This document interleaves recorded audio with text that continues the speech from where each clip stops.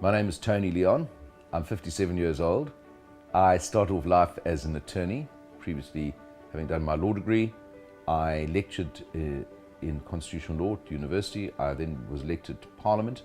I served as a member of the South African Parliament for 20 years, 13 of them leading the principal opposition party here. After I stood down from Parliament, I was appointed by the President of South Africa as an ambassador. I served for 3 years as ambassador of South Africa in Argentina, Uruguay and Paraguay. Since my return at the end of 2012, I'm chairman of a company which is involved in strategic communications, lobbying, advocacy, and so forth. And I've written 4 books, and I write a weekly newspaper column.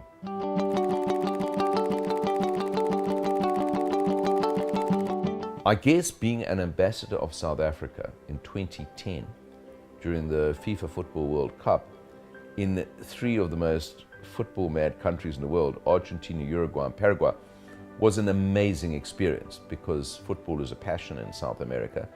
And South Africa in 2010 had the hosting rights to the World Cup, and we did it pretty well, as you know. So that was great, and we leveraged. So we didn't just have big parties for the kick-off matches and so on, but we leveraged that to increase awareness, to increase trade, and to increase tourism. So it was using a great event, I think, for measurable purposes. That really was an achievement.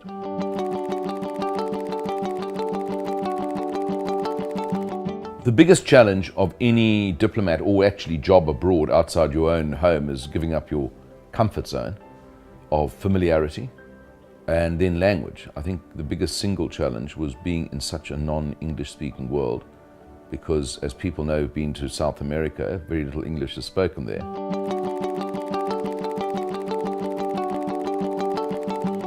Diplomacy and work in international relations is not one thing.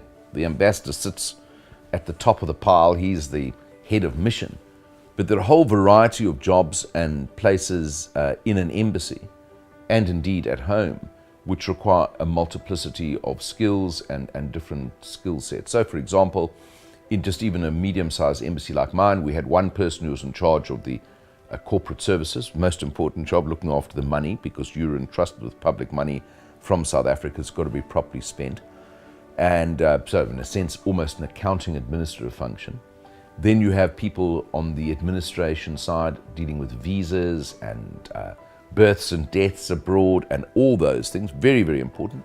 So that's another skill set, if you like.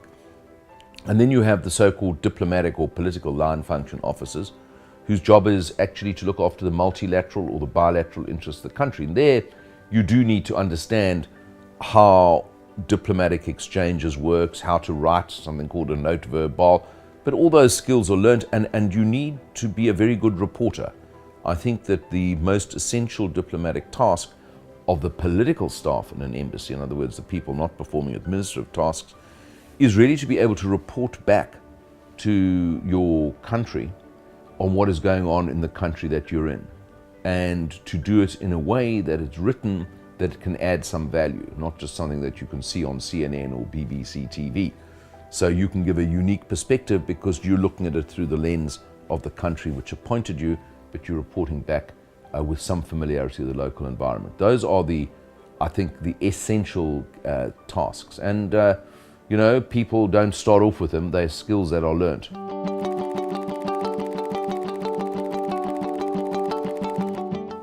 I entitled my book of my diplomatic experience, which was all of 3 years, The Accidental Ambassador. It was not something I set out to do. It was a combination of circumstances which led to President Zuma, who obviously is from the other side of the political aisle, from the side that I led politics from, appointed me as an ambassador. And I thought this is a good opportunity to serve the country, not just a party. And it'll also be a challenge. So that's effectively how I was appointed. And South Africa, for better or worse, some would say for worse, has a very big contingent of political appointees as ambassadors. The fact that a few of them come from the opposition side of the aisle is probably a good thing. And there were about 4 non-government party people as ambassadors when I was an ambassador, and I was one of them. So that's how it began, and it was a very, very steep learning curve, how to be a diplomat.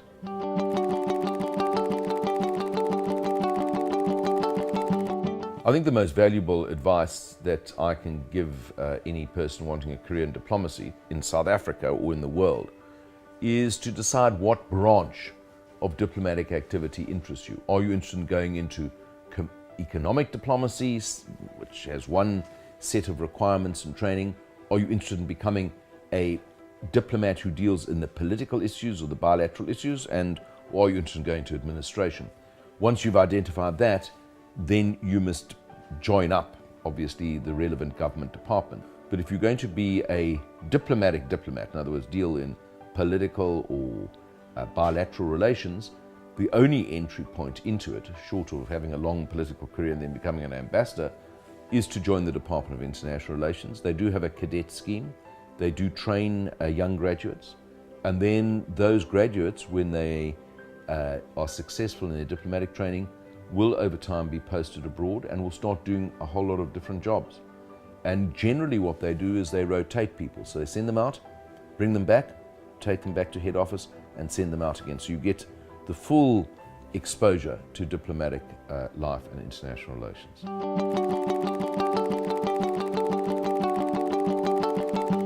I don't think that any specific university education, degree or course of study is going to necessarily enhance your ability to be an effective diplomat.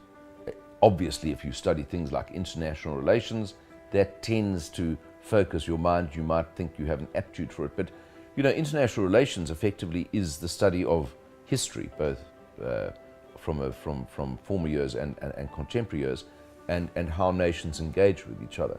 So I think that can be helpful, but it's certainly not a requirement. I think far more important in the world of diplomacy today is to also have a commercial understanding. Because as I always used to say in my embassy, countries do not trade with each other, companies trade with each other. So you've got to be able to be effective in looking after the corporate interests of your corporate citizens overseas if you're going to be a good diplomat. So if you have a background in commerce, if you have a background in economics, I think that can also be very helpful.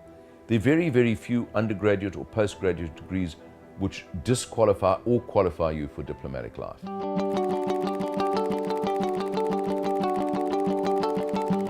Well, my first job was as an article clerk in a firm of attorneys. And it was very difficult because I discovered soon after going there I didn't want to be an attorney for the rest of my life, but I was committed because 2 years articles, 1 year as a PA. But I learned some fantastic lessons that have remained hardwired in my brain since then about proper preparation, about answering the mail, as we called it then, or an email. So even if you can't give a substantive answer, you should at least give a formal one. And that was drummed into us very early on. You don't just push things into a file and hope they go away. You've got to respond. You've got to be reactive and proactive. And you've got to master your brief. You've got to know the information that you are purporting to pass on, whether it's to a client or inside the firm or whatever. And those really were fantastic life skills that I learned in my first job.